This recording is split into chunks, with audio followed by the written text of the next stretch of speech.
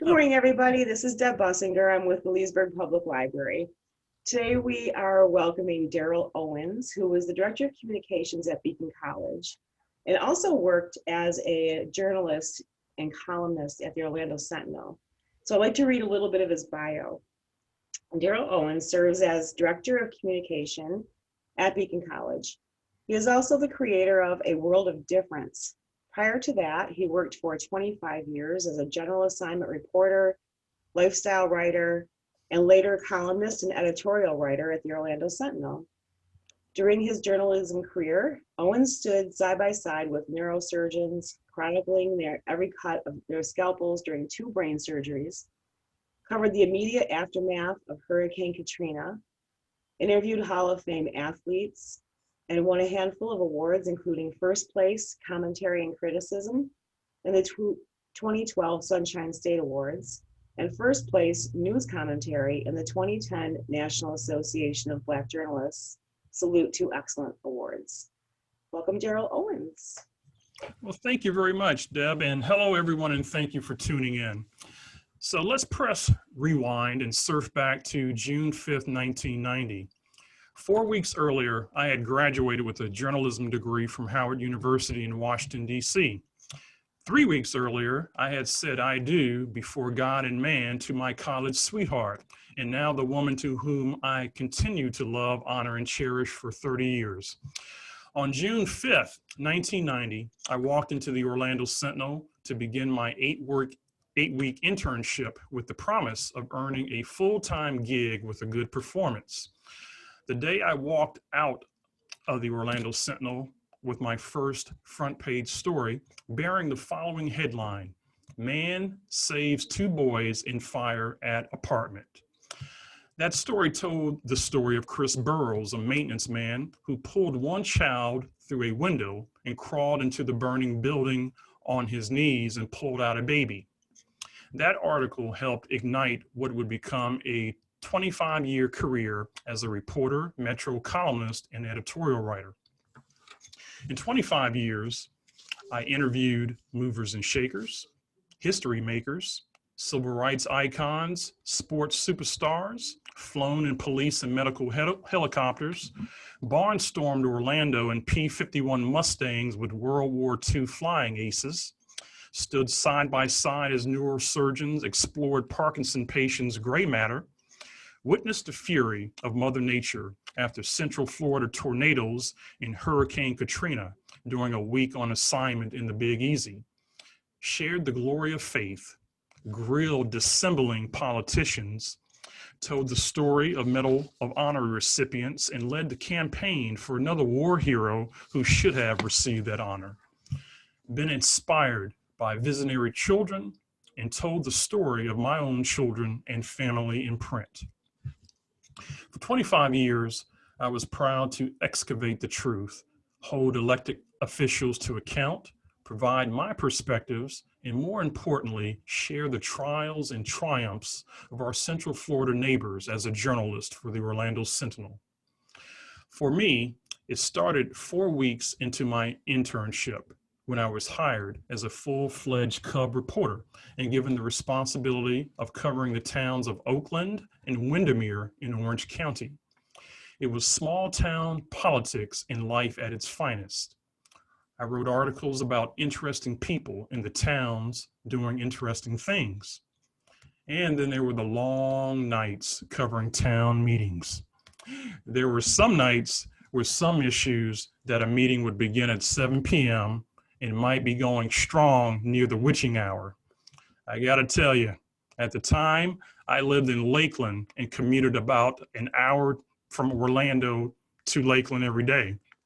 So I wasn't too keen on these late night meetings. But there were many stories about boat docks, water quality, potholes, and ordinances. But there were also the invigorating stories like the one about 17-year-old water skiing wonderkind Maria Cami Ogren, a water skier who lost a leg to cancer, but never lost her zeal for water skiing. Some years later, she would go on to win multiple medals in the 1999 World Disabled Water Ski Championships in Windsor, England. So for 6 months, I played friendly neighborhood reporter before I moved to a new beat, Night Cops. My shift was from 4 p.m. to 1 a.m. with all the murder and mayhem anyone could want. That is, if you want that sort of thing in your life. That was my life for 2 years, writing articles about a jealous boyfriend who barged into his girlfriend's place of business and greeted her with a shotgun blast to the face. Writing articles about a grandfather and his grandchildren who were mowed down while crossing a busy roadway by a teenager in a Mustang. Writing articles about a young man who, with his identical twin, had hoped to break into show business. But that dream was cut short when one of the young men went missing. I was there with his brother the night they fished his car out of Turkey Lake in Orlando. But the most horrible of the horrible, the one story that still sticks with me after all these years, involved the 1991 murder of a little boy by his stepdad.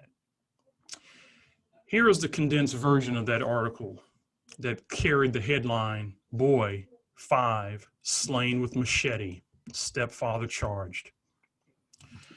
Neighbors say Robert Leonidas frequently complained that his 5-year-old stepson, David, annoyed him, vowing that one day the boy would drive him to kill him with a machete.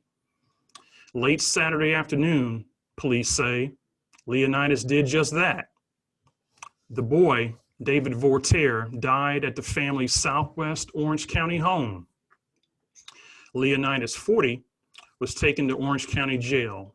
He was charged with first-degree murder and held without bail. He was expected to be arraigned this morning.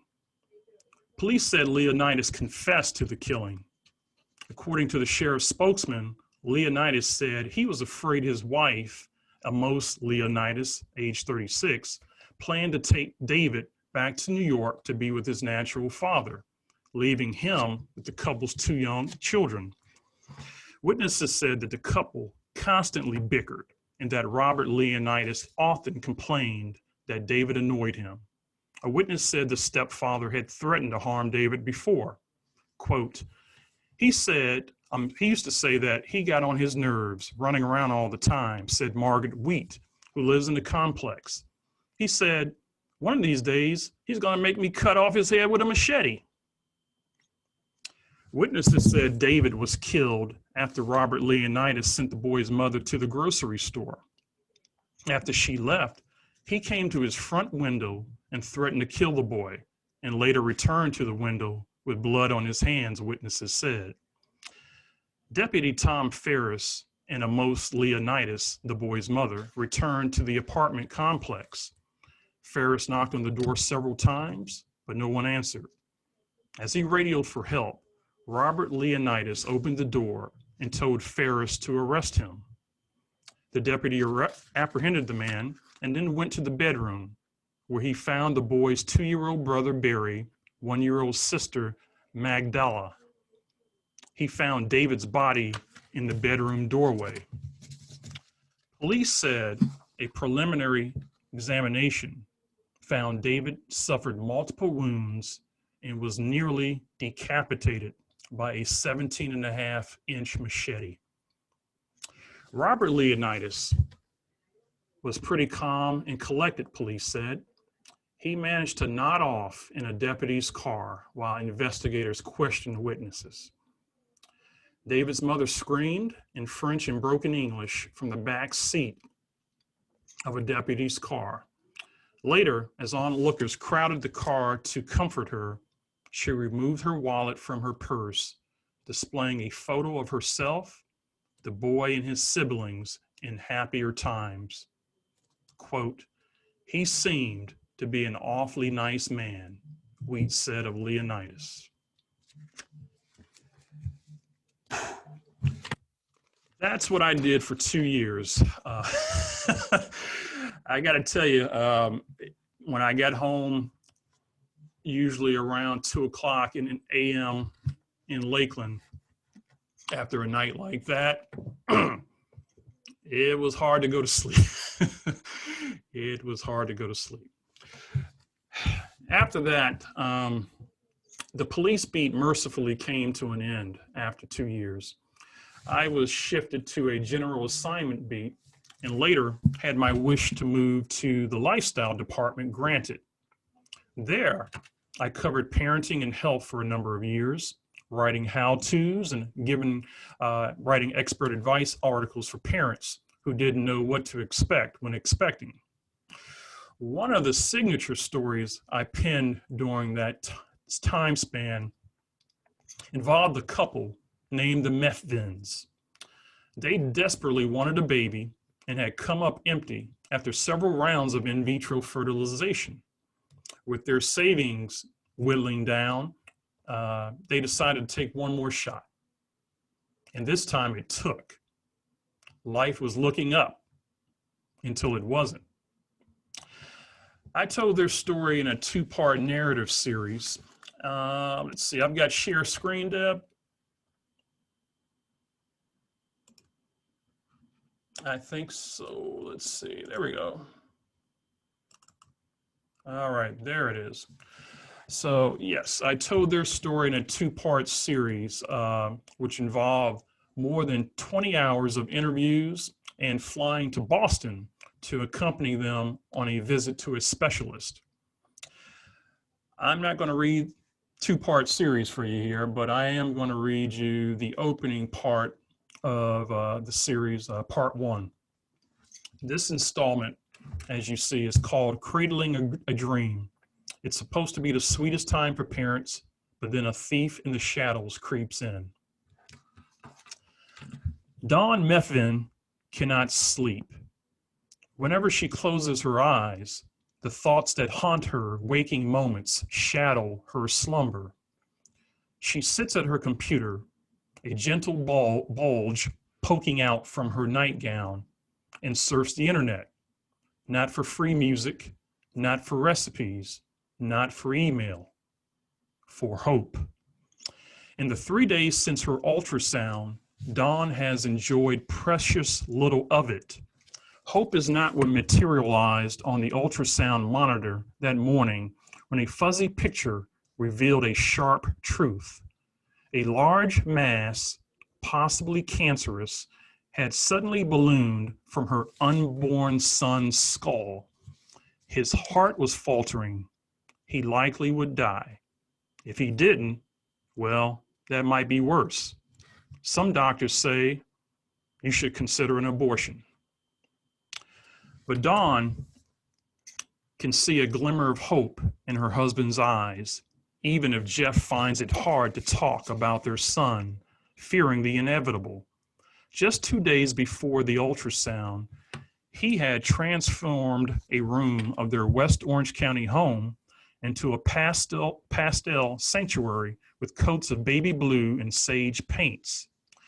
The doting owner of 2 dachshunds, Dawn chose a doggy theme for their first baby's nursery.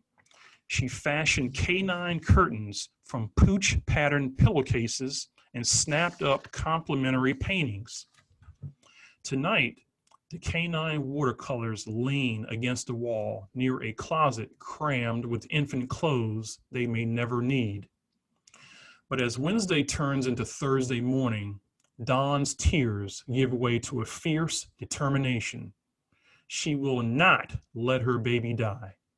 She browses the web for the Boston hospital that doctors had mentioned was known for miraculous work with this breed of tumor. The web page materializes. Vascular Anomaly Center. Just before 3 a.m., she composes an email and clicks send. Then she sends up a prayer. That's how that story began. And since I won't read the whole series to you, I will tell you how that story ends. I wrote this story in 2003, and their son is now 17 years old, and He's no longer a bouncing baby boy, but I'm sure he's still bouncing pretty good at 17. So this one had a happy ending. But as a reporter and a writer,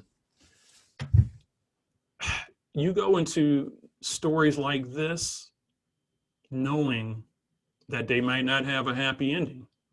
And you have to let the parents, well, the people you're interviewing let them know that we're going to want to tell this story regardless of how it turns out, and you have to get their buy-in.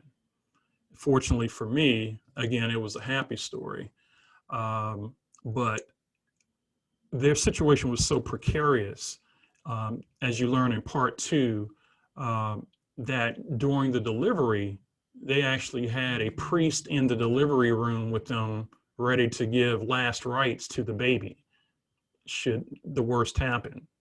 And I write about that whole thing. So it turned out to be a pretty well-received package. And it was so well-received that it led to a new additional role for me at the Sentinel, which was of weekly columnist. Announcing the column in the Sentinel, the editor at the time, Tim Franklin, said that the local and state column I would write would focus on everyday people who are extraordinary in their own right and will give voice to important issues through the lives of people in the community. And this was a dream come true for me, because there are a lot of reporters who get into, wanting to be the next Woodward and Bernstein. They want to be these investigative hounds. I wasn't much for that. I was a guy who loved stories. I started writing my own storybooks when I was 5 years old, and I convinced my kindergarten teacher to let me distribute them through the school. So I was a guy who loved to tell stories. I wasn't so much about getting the dirt on people. I wanted to tell stories. And so this column was a wonderful opportunity and a platform for me to do that. So in 13 years as a columnist, I penned more than 550 columns focusing on ordinary Joes and Janes, cool kids, politics, social mores, cultural touchstones, local, state, and national issues, race relations, faith, and my family. Pretty eclectic. So at this time, I think I'll move to some instruction here. So what is the task of a newspaper columnist? Well, I'm going to give you the answer from one of the best columnists out there, and that's Carl Hiaasen. In his book, I won't say the title, you can read that for yourself. He says this: the job of a columnist, you just cover a lot of territory, and you do it aggressively, and you do it fairly, and you don't play favorites, and you don't take any prisoners. It's the old school of slash and burn metropolitan column writing. You just kick, okay, I have to say it this time, ass. That's what you do, and that's what they pay you to do. So that's what my job was in part. So the next question is, why would anyone want to be a columnist? Well, this comes from a book called The Best of the Rest, Non-Syndicated Newspaper Columnists Select Their Best Work. And in that book, they say, no one who works for a newspaper has a more exciting job than the columnist. It offers variety, a chance to meet interesting people, and to decide which interesting people to meet. Freedom to come and to go from the office pretty much as one pleases. It also offers a writer the chance to be a recognized personality, whether locally, regionally, or nationally. And yes, it was all that, but I wasn't as much of a celebrity as I might have wanted to be, but hey, everybody can't be Carl Hiaasen, I guess. So what are the characteristics of columns? Well, the columnist is pretty much at liberty to do anything one can do on a paper, so as long as is not libelous and has a good chance of being interesting for the readers. A column can be serious, even profound one day, then playful or whimsical the next. Cerebral or folksy, straightforward or satirical, an account of heroism or an attack either on life's absurdities or on the enormities of the mighty. And I have to say that that's a pretty good encapsulation, because in the 550 columns that I wrote, I touched on all of those areas. And once again, I am not going to be able to read 500 columns for you right here, but I did pick out two that kind of show you that spectrum between profound and the absurd and to satirical. This one, I want to say it's one of my favorites, but it's a terrible column in a lot of ways. But it's one of my favorites. And when I say terrible, you'll understand why when I tell you what happened after the column appeared. But this one is called "Teenagers Save the Last Dance for Sick Friend." And it begins, "Had he the strength, Luis Mojica would have popped wheelies the day he received his invitation to the dance for teenagers living with cancer. As it was, the 13-year-old nearly mamboed from his wheelchair with excitement. 'Don't forget,' he said, reminding his mother to reserve his place. It didn't matter that the coltish legs he once relied on to play soccer had betrayed him, or that his shiny shoes likely would never scuff across the dance floor. He wanted to hang with friends. He wanted to ride in a limo. He wanted to wear a tux. Quote, 'You need to remember to take me to Sacchino's,' he reminded his mom. The day she took him to the tuxedo shop, the Altamont Springs teen stood wobbly before the full-length mirror. He wore his knit cap, which covers the barrenness where light brown hair flourished before the cancer came back, this time incurable 3 years ago. Then Lewis slipped the cap off and saw something in the mirror beyond the jarring contrast of black satin against alabaster skin. 'Oh, do I look nice?' On the big night, Luis and 4 dozen other teenagers arrived by limo at the clubhouse at the Oakmont in Heathrow. The dance, complete with a royal court, was sponsored by Base Camp Children's Cancer Foundation. It was for young people who might be too self-conscious about baldness or scars to attend school hops, and for teens who might not live to feel their palms sweat over a prom date. Rolling across red carpet, Luis made his entrance.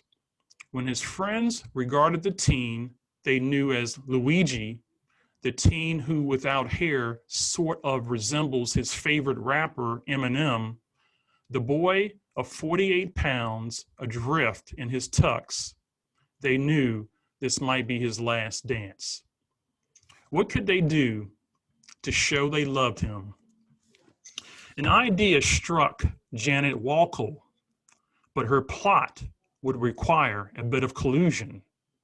As the DJ pumped rave beats, Janet, age 15, who has an artificial knee because of bone cancer, circulated.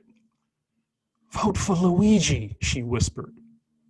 Luigi, who chills easily, watched the dancing from a warmer room, occasionally climbing from his wheelchair to mug for photos. At 10 p.m., the music stopped. The vote was in, and someone stepped to the mic. "The prince for this evening will be MC Skittle, Luigi!" "But I wasn't even dancing," Luigi exclaimed. At least not until he was crowned in golden plastic and his subjects lifted him to his feet and into the embrace of his princess, Janet. She held him tightly as Luigi waltzed through the pain. Later, his subjects gathered around his wheeled throne as the DJ called the tune. It was Eminem. You better lose yourself in the music the moment you own it. You better never let it go. You only get one shot. Don't miss your chance to blow. The opportunity comes once in a lifetime. Yo! Luigi wore his crown all night. His friend's extraordinary gesture wasn't lost on him. After the dance, Luigi told his mom, I was the prince of the night because maybe next year I won't be at the party. Now, 2 weeks later, he's receiving radiation treatments and transfusions. Doctors feel his time is near. The other day, though, Luigi interrupted a family prayer to say this. He hasn't given up, so he holds on tightly, a prince with a golden crown tucked away in a drawer under his bed.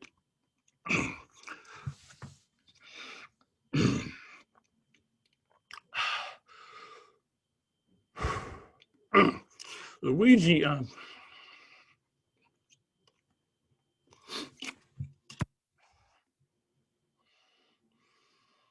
he died 2 weeks after that.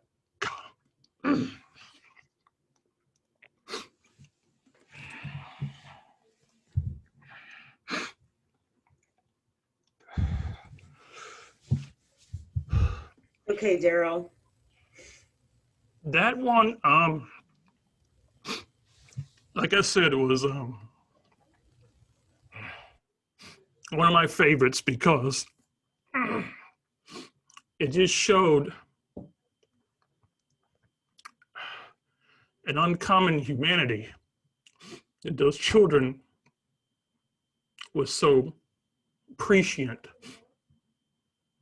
that they knew what an event like this would mean for their dear friend.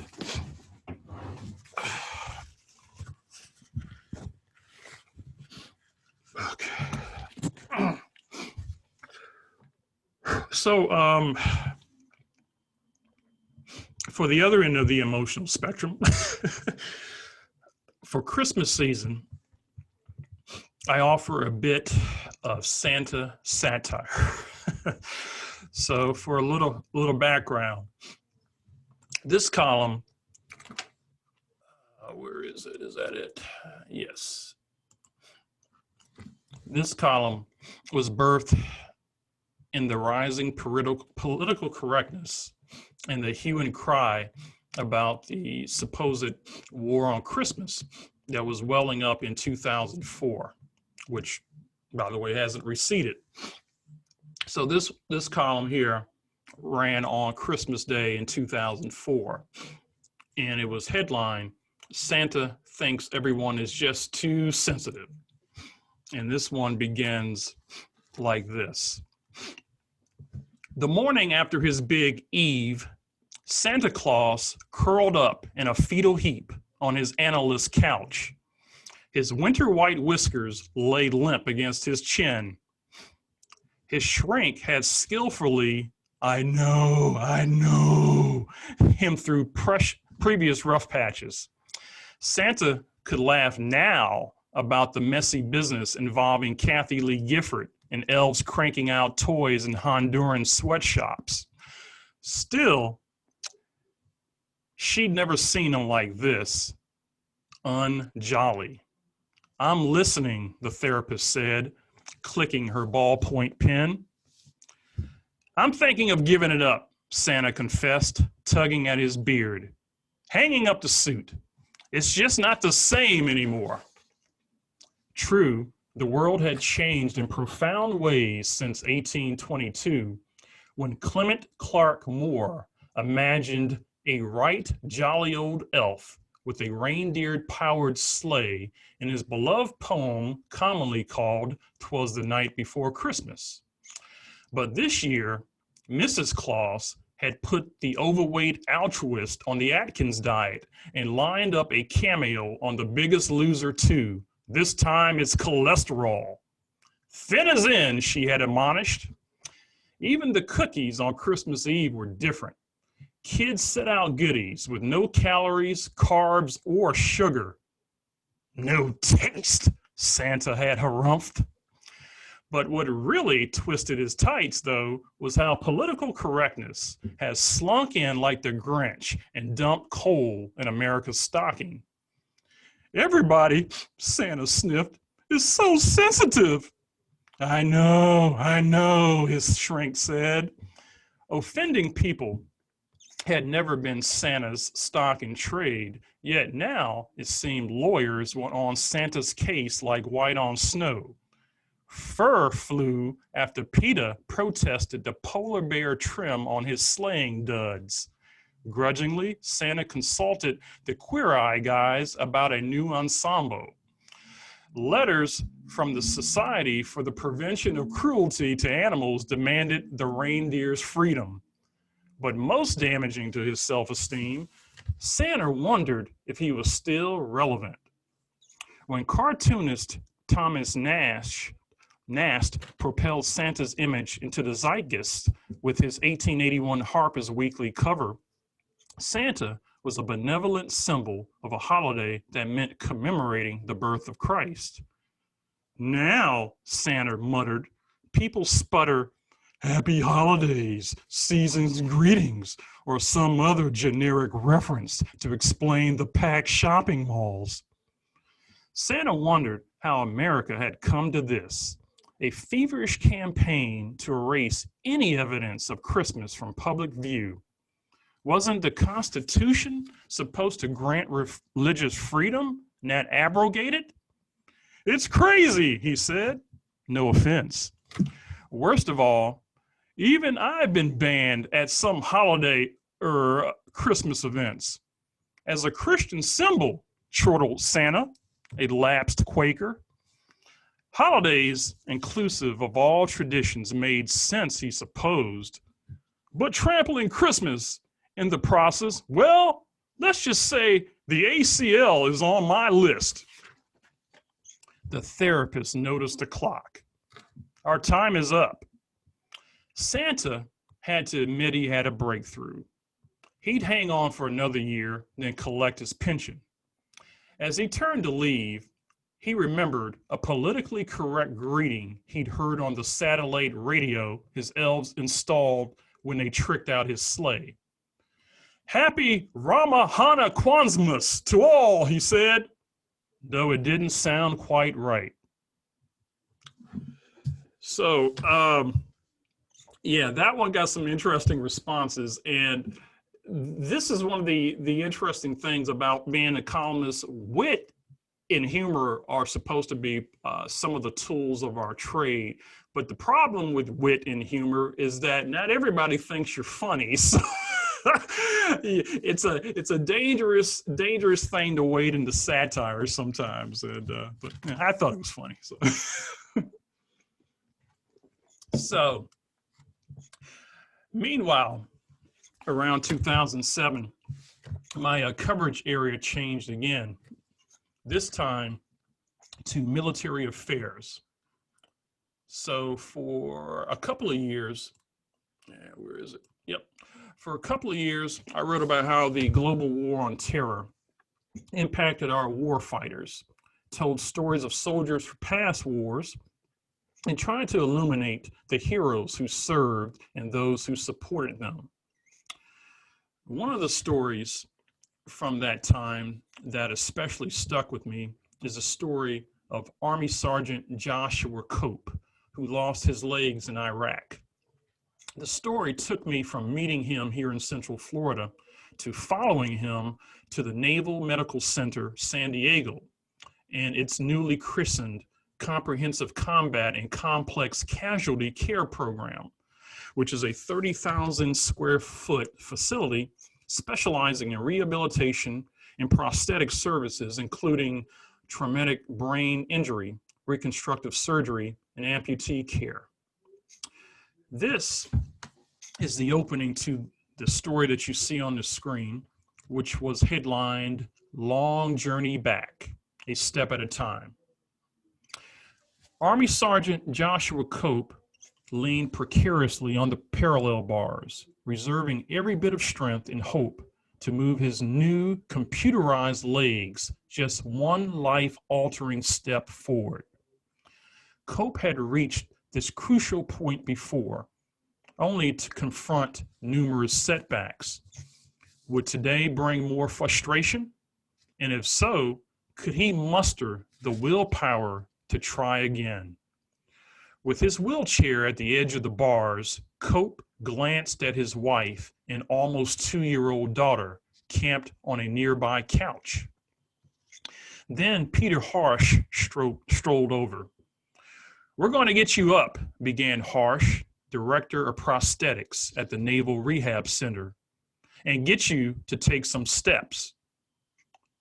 Cope nodded mechanically. He heard it all before.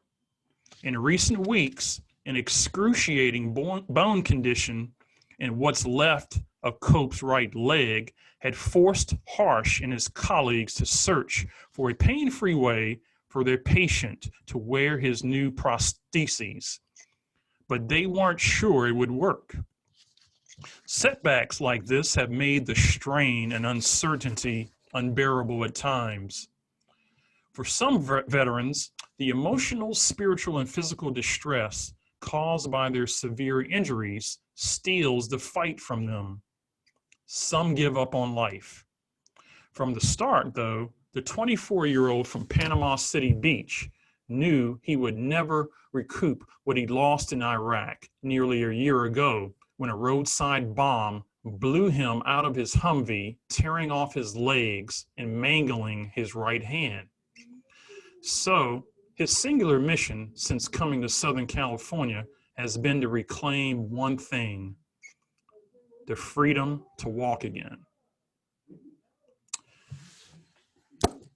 Josh did finally learn how to use his prosthetics, and I had a follow-up story I wrote about Josh. There was a program called Home for a Hero, and what it was, and I presume it's still in effect now, it was an organization that selected a worthy veteran who had suffered traumatic injury while serving the country, and they would give them a free home that they would build from scratch, kind of like Habitat from Humanity, but at a much grander scale. And these homes were outfitted with all the luxuries.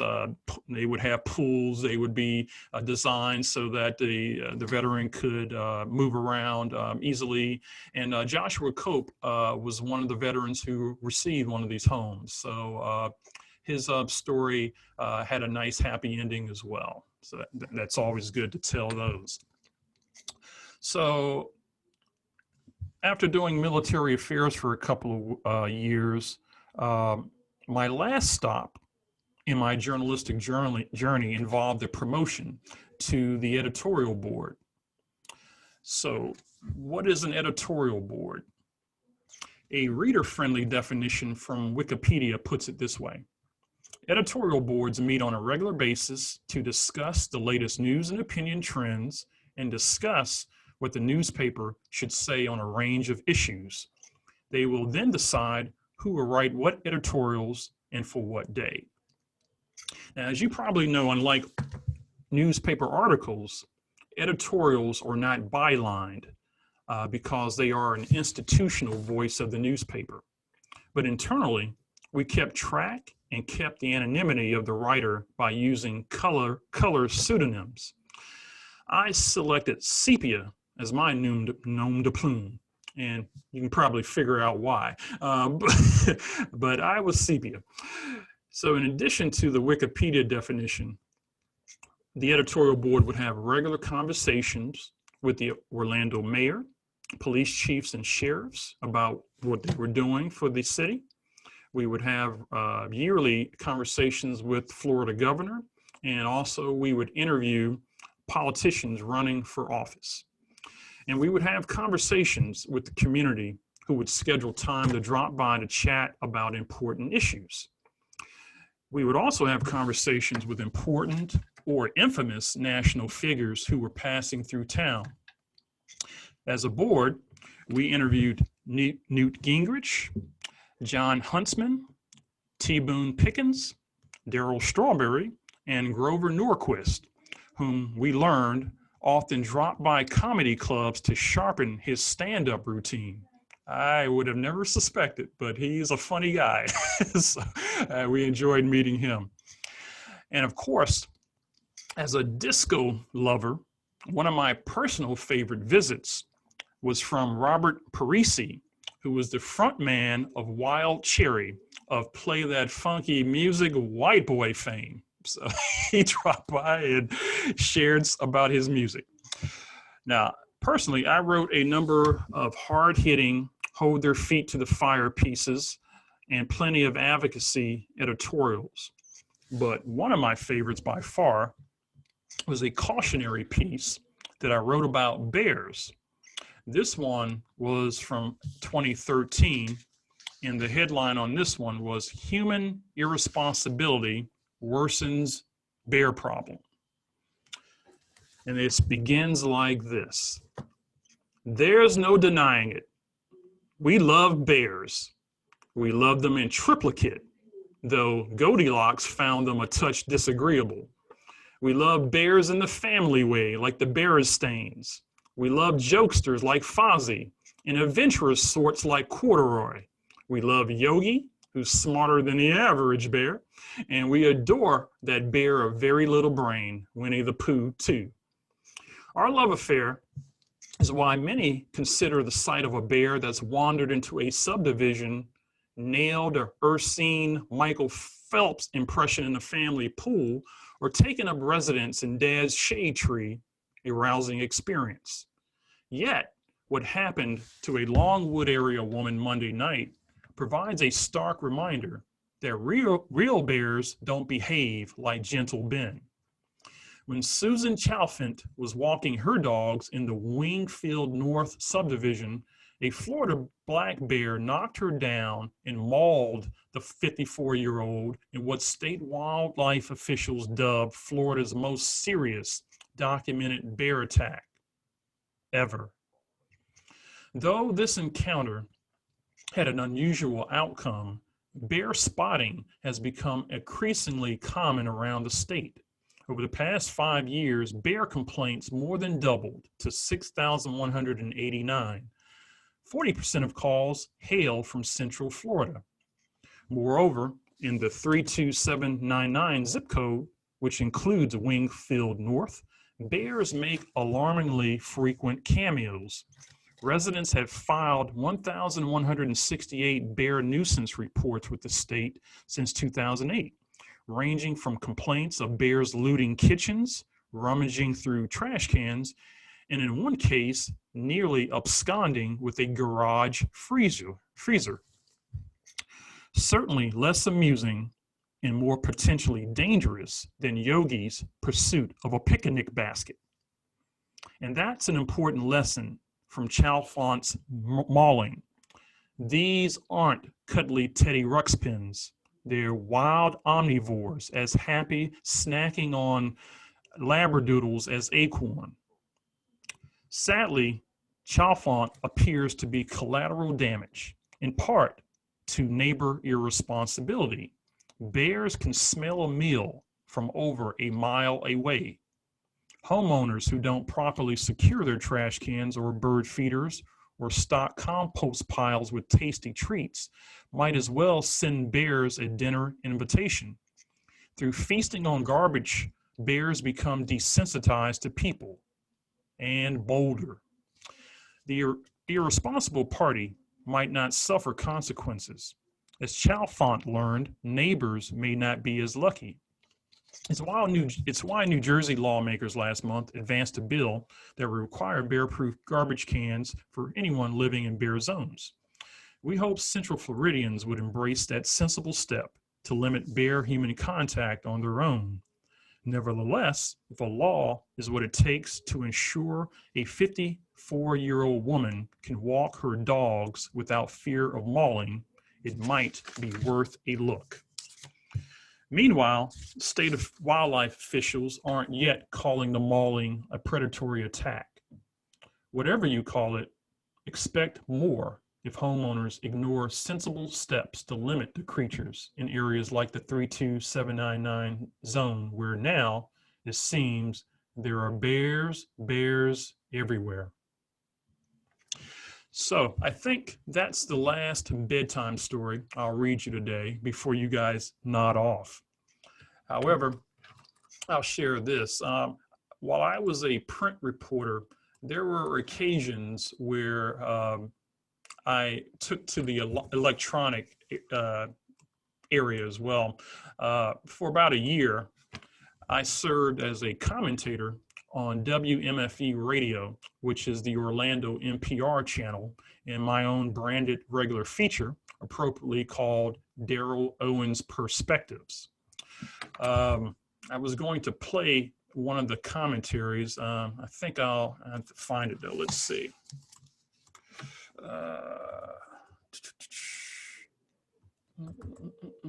Bear with me, please, and no pun intended on bear with me. Okay, okay.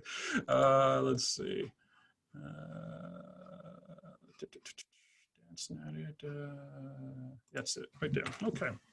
So yes, I was paired with Nicole Creston. So if you listen to NPR on WMFE, you'll hear her in the mornings, and she was my foil for this. So let's see if you can. Hope you can hear it. After a recent mea culpa by state leaders who spoke to generations of boys who were under state custody, who were brutalized at Dozier, there were two measures, Senate Bill 708 and House Bill 533, that are moving through the legislature.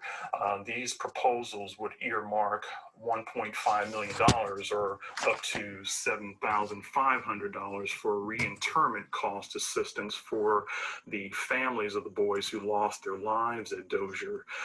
These measures also would direct the Florida State Department to curate historical resources at Dozier and create a memorial honoring the victims exhumed from the school's Boot Hill burial ground. It's at once both appropriate reparation and also the least that the state could do under the circumstances. You mentioned the Boot Hill burial ground. Can you talk a little bit more about that? Well, the Boot Hill burial ground was where boys who lost their lives under mysterious circumstances at Dozier were buried in unmarked graves.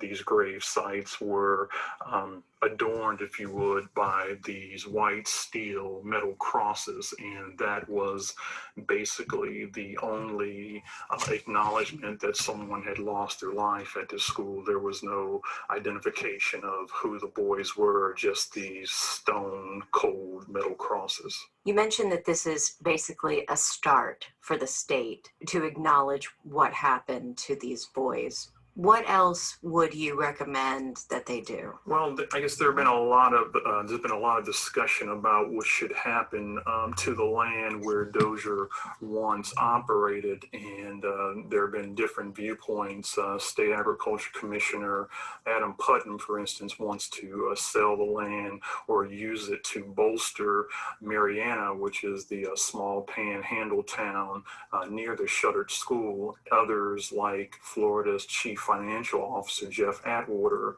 has suggested that to ensure that we recall Dozier's infamy, that we preserve that history with memorials and reinterment. And that seems to be a plan that many of the boys, now men, who attended Dozier would agree to. And it's always been something that I thought was appropriate as well, that we should have a plan that acknowledges the pitch black past with a memorial. And also, I've advocated trying to build a brighter future at the former Dozier school site by repurposing the land in some fashion, such as a complex that pairs early learning programs with prevention and early screening for mental illness. And doing that kind of tandem would not only help to mitigate Florida's growing mental health crisis, but it would also help to redeem the state's shameful, blind-eyed past. Darryl, thank you very much for your time. My pleasure, Nicole. So there was that. And I also had the opportunity to appear several times on MSNBC, once on Andrea Mitchell Reports and twice on Politics Nation with Reverend Al Sharpton. These were interesting.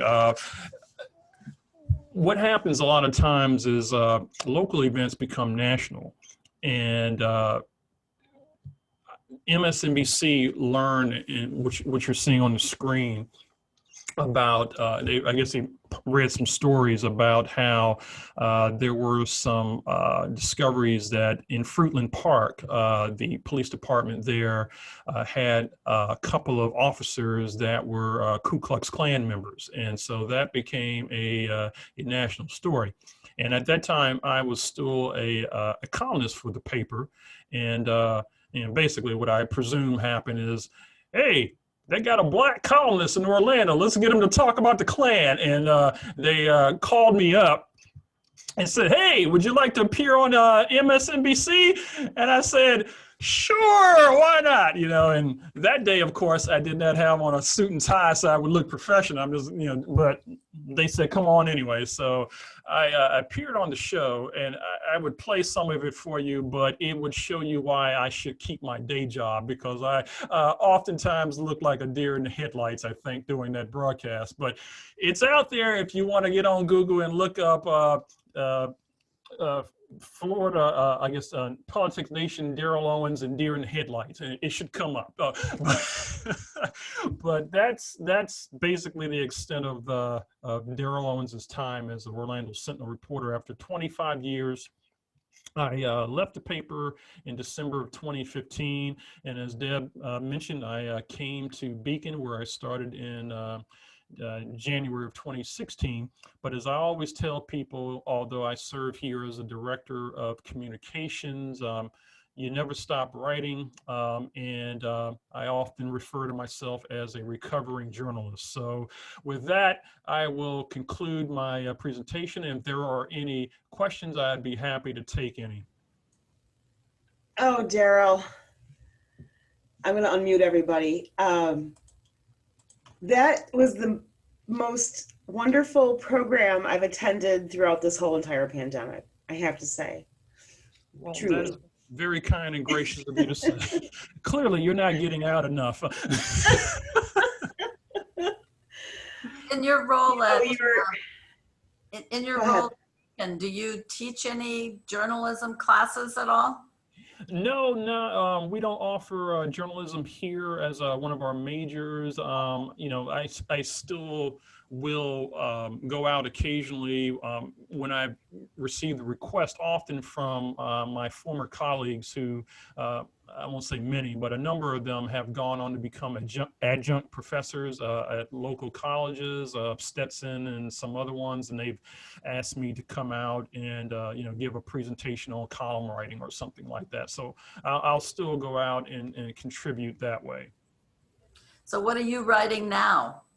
Well, what I typically write about now is about Beacon College, and basically I'm doing what I did as a columnist at the Sentinel, but here I'm writing about the wonderful students that we have who are accomplishing great things, and about our professors who are mining new territory either in their research, or we have a professor, Dr. Leigh Rourke, who has published her first book, and I write about that, and I try to help publicize the things that we're doing by sending out press release to the national media. So I'm on the other side of the track now. I'm trying to get people to write about me who work in the press rather than the other way around as it was before. So yeah, I tell stories about our particular niche brand of students here.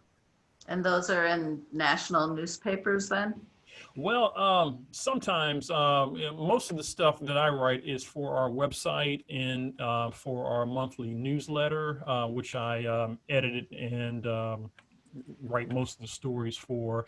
Some with every now and then I will dust off my quill and write a column that may get published somewhere. I guess, in fact, probably the first couple of months after I started here, I went back to the old source and I wrote a column that was published in the Orlando Sentinel about a program that we have here at Beacon, which is brought, I guess it was about 9 or 10, I forget, Saudi Arabian students with learning disabilities from Saudi Arabia to our campus for summer. And the column was basically pointing out how learning disabilities do not recognize boundaries. So they do not stop in the United States, it's all over the world. And that also that you can learn a lot about people's cultures by spending some time with them. So it was kind of a two-purposed column.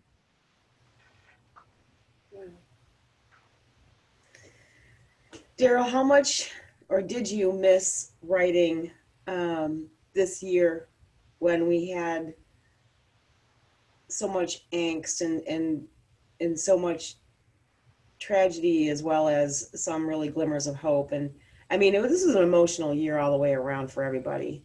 Absolutely. And the people stories that you do have just got to be everywhere. How did you feel about it? Did you miss it? Did you miss it? Did you want to do it again? Yes, that it's, as I mentioned before, I was not one of those investigative type reporters. I like meeting people and all kinds of people, whether they were famous or not. Some of my favorite stories I ever wrote were about children, and not just children dying like Luigi, but children like Owens. She's not related to me, but she, at the time, I think when I met her, she was 15 years old, and she was trying to be Danica Patrick before Danica Patrick. She was trying to be the first female NASCAR driver. And, I wrote stories about her. She was in her races at Daytona, not the big races, but some of the smaller car races, and I met kids like that. One of my favorite columns was about a 5-year-old little girl who opened a lemonade stand because she was trying to help people after Hurricane Katrina. Just people stories, good, decent stories about the good that was going on in the world, because there was always enough darkness, but not enough light, I thought. And yeah, I miss telling those type of stories. Thank you, Darryl. Oh, well, my pleasure. Hosanna has a question. Oh. Do you live in Leesburg now? No, I still live well, you didn't know where I lived before, but I live in Apopka, and I've lived there since 1996. So I drive to Leesburg every day, and in fact, my wife, who also was a former Orlando Sentinel reporter, she now is the communications officer for Lake County Public Schools. So Oh, wow. yeah, so every now and then you'll see her on television, usually defending something that the media is trying to make a big deal out. But she's we're now Lake County tandem, but we live in Apopka, still in Orange County. Well, it sounds like both of you need to move to Leesburg or Lake County, so you won't have such a long commute. This is But true. anyway, Darryl, just keep writing. Are you going to have any more things from Beacon, like Deb mentioned at the very beginning of the shows and stuff? We sure miss those. Well, as a matter of fact, if you tune into Lakefront Television on Thursday night at 7 p.m., you will be able to view the latest episode of the Beacon Salon Speaker Series. And it will be featuring, well, and I'll back up with some context. As you know, well, some of you know who've been to the events, the Beacon Salon Speaker Series was conceived, what are we in our, fourth season, 4 years ago, as an in-person event. We served free heavy appetizers and doing a social hour, and then we'd have a speaker deliver a presentation, and then it's evolved into speakers and performers. In fact, this year in November, we were supposed to have the Flying Horse Jazz Band do a concert, but COVID. But so we had to pivot from an in-person event to a digital event. So we partnered with Lakefront Television, and we now deliver the lecture presentations via television. And so if you tune in on Thursday at 7 p.m., you will be able to see the latest, which is featuring Dr. Elizabeth Yuko and her presentation. I don't have the title here, but the long and short of it is she is going to take a look at bioethics through the lens of the Golden Girls. Oh. So, it's a pretty interesting topic, because if you were a fan of the Golden Girls, you know that they were pretty cutting edge in some of the subject matter that Yes. the show touched upon.